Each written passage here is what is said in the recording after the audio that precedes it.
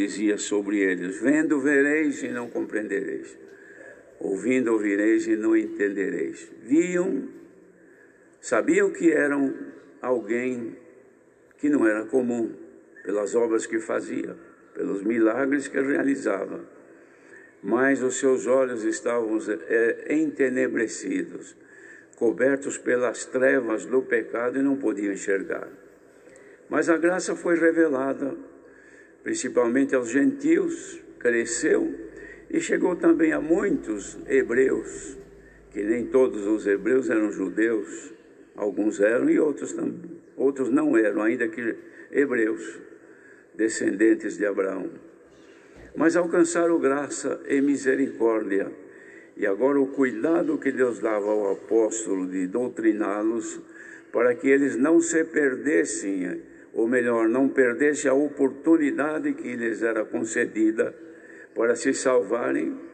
Então Deus deu a graça de ensinarem, de admoestarem, de falar abertamente a forma deles prosseguirem depois de haver crido e batizados e recebido neles também o penhor do Espírito Santo.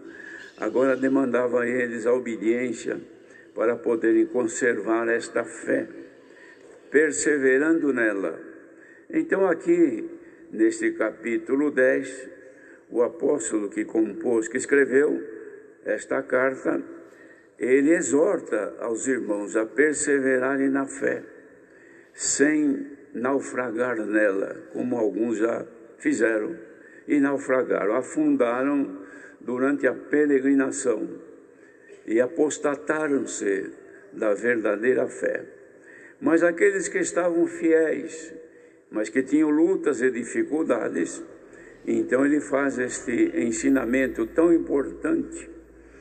Ele dizia: irmãos, tendo então agora ousadia para entrar no santuário pelo sangue de Jesus, pelo novo e vivo caminho que ele nos consagrou, pelo véu, isto é, pela sua carne, porque eles não tinham esta ousadia. Conheciam a lei de Moisés, mas não tinham ousadia para chegar-se perante o Senhor pela fé, porque a fé, que é dom de Deus, eles não tinham através dela alcançado a misericórdia da redenção da vida que tinham e serem tirados do poder do pecado e estarem agora na graça do Filho de Deus. Então dizia: pelo novo e vivo caminho que ele nos consagrou. Irmãos, vivo caminho.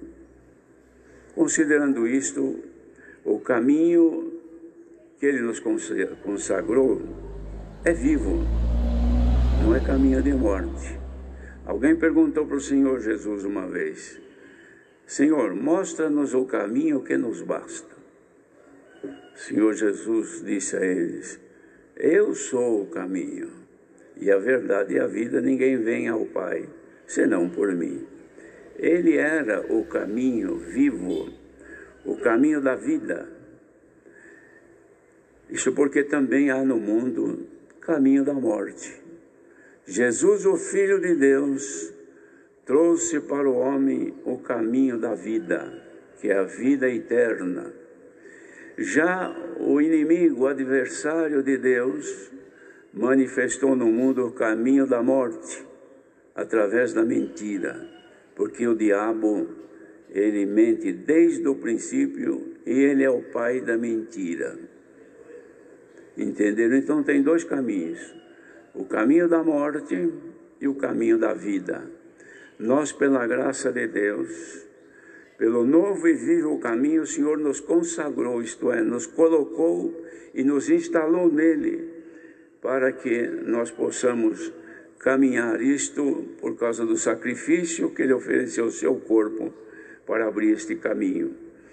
Agora então a recomendação é essa: já que temos um grande sacerdote sobre a casa de Deus, porque eles tinham naquele tempo, o povo de Israel tinha sacerdotes mortais, tanto é que não era um só, tinham vários sacerdotes, e eles, enquanto tinham vida e condição, podiam atender o povo. ficou enfermo, mudou-se, perdeu-se no sacerdócio, não atendia mais. Então era um sacerdote mutável, estava sempre em mudança. Veio o Senhor Jesus como sacerdote eterno, idôneo e compassivo, que se compadece daqueles que a ele se achegam.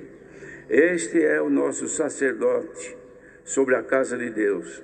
Então recomendava aqueles irmãos, cheguemos-nos então a ele, com verdadeiro coração, quer dizer, um coração sincero, um coração puro, um coração sem mágoas, sem ódio, sem maldade. Procuremos o Senhor. E também com inteira certeza de fé, porque se chegarmos ao Senhor com o nosso coração, ainda que tendo defeito, mas somos sinceros, não escondemos e vamos através da fé, então nós podemos alcançar a purificação dos nossos corações.